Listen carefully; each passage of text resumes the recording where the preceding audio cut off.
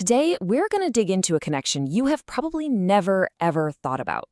What in the world links ancient biblical texts to a brand new, terrifying horror film? Well, the answer reveals a really dangerous assumption that a lot of us make every single day. I know, it sounds like a riddle, right? On one side, you've got these messengers from the heavens. On the other, a family vacation that goes about as wrong as it can possibly go. But trust me, the thread connecting them says something absolutely crucial about how we see good and how we see evil. You know, when I say angel, you probably picture something calm, beautiful, maybe with a halo. And when I say villain, you see someone who looks, well, evil, right? We're just taught to think that good things look pleasant and bad things look scary. But what if that simple idea is the biggest mistake we could possibly make?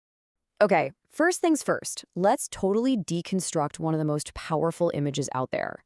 To really get this whole politeness trap thing, we have to look at what angels were actually said to be like, not just the version on greeting cards. Yeah, there's a huge difference between the angels we see in pop culture and what's in the Bible. So forget those cute little babies with wings from old paintings. The source material describes something, well, a lot stranger. And honestly, kind of terrifying. It gets really, really weird.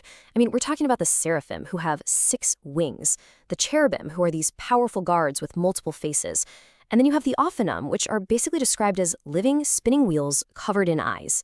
Yeah, these are not gentle, soft-spoken figures. They're incredibly powerful, otherworldly beings that you can't even properly imagine. But here's the twist. Not every angel was some mind-bending cosmic creature. In fact, the most common type, the Malachim, usually just looked like regular guys. People in the stories would talk to them, eat with them, and have absolutely no idea they were in the presence of something divine.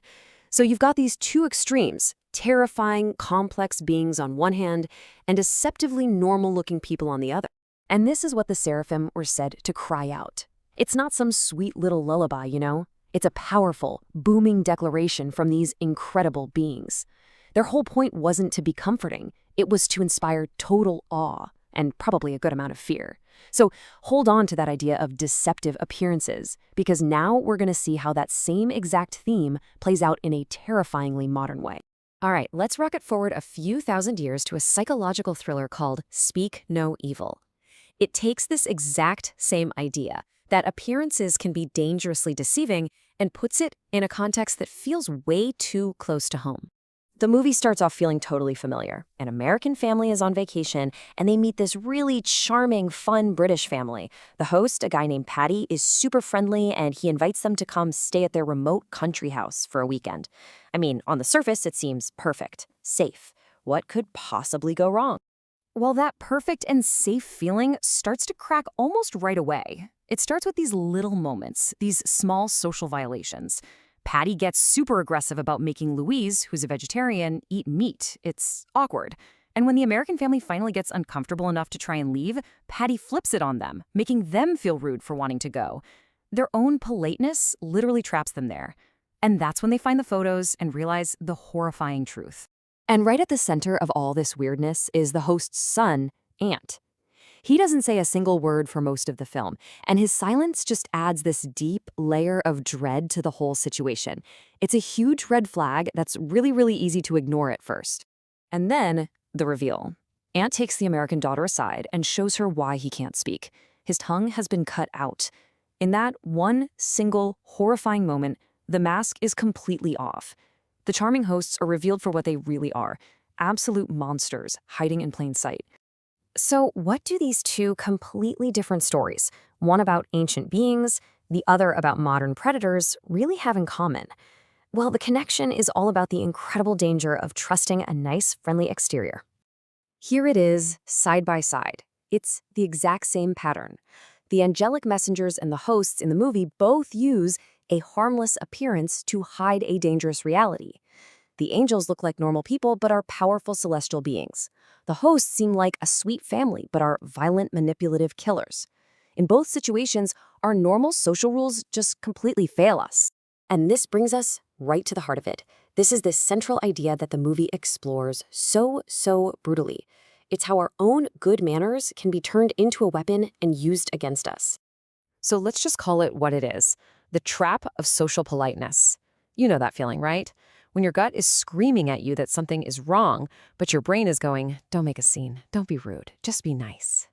It's an incredibly powerful social pressure that can make us ignore our most basic survival instincts. And this is exactly how predators use it as a weapon. They don't start with something big and scary. No, they start small. They test your boundaries. They make you uncomfortable. And then, when you finally react, they use guilt to make you feel like you're the one with the problem. The family's desire not to be rude guests is the very thing that keeps them in that house until it's way too late. So, after going from biblical angels to a modern horror film, what's the one thing we really need to take away from all this? The biggest takeaway is this: that sweet, harmless image of an angel that we've made up and the charming, friendly face of a predator are basically the same thing. They're both a mask. They are illusions that only work because we're all taught not to question things that seem pleasant on the surface. And that brings us to the most important point of all. That feeling in your gut, that little knot in your stomach that says something's not right here, that is not something you should ignore just to be polite. It's a warning system. Listening to that instinct, even if it feels rude to just get up and leave, isn't a social mistake. It might be the very thing that saves you. So I'll leave you with this question to chew on. We're all taught to be polite, right? To be nice, don't cause a fuss. But where's the line? At what point does that good advice betray us? When does our politeness stop being a virtue and start being our biggest weakness?